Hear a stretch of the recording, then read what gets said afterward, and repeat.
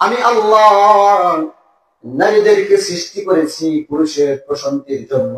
ওয়া মিন আয়াতিহি خلق لكم من أنفسكم أزواجا لتسكنوا إليها وجعل بينكم مودة ورحمة।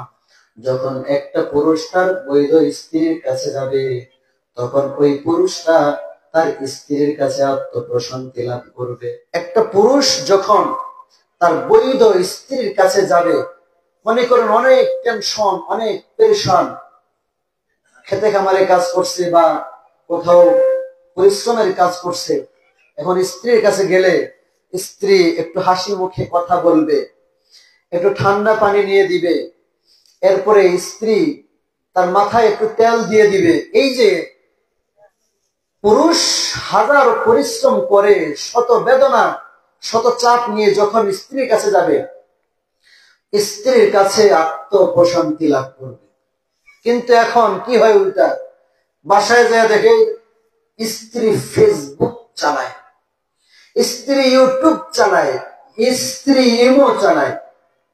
ঠান্ডা পানি দেওয়া তো দূরের কথা, এই আসছি একটু পানি দাও, পানি নিয়ে খাও, নিজের পানি নিজে নিয়ে খাও। দেখো না কি করি, আমি আল্লাহ নারীদেরকে সৃষ্টি করেছি পুরুষের প্রশান্তির জন্য। আগে বিয়ে কইরা বৈধ স্ত্রী বানায়া তারপরে যাইতে হবে, কিন্তু অবৈধ ভাবে আরেক বেটার বউর কাছে, আরেক বেটার মেয়ের কাছে যে আত্মপ্রশান্তি পাইতে যায়, তাহলে সমাজের মানুষ, গ্রামের মানুষ ধরে মাইর দিবে।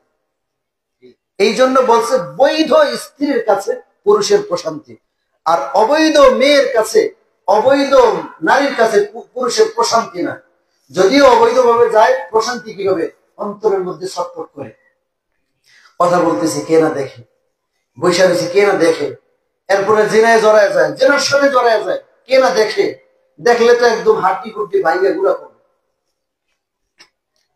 কিন্তু আল্লাহ তাআলা বৈধ রাস্তা দিয়ে দিচ্ছেন।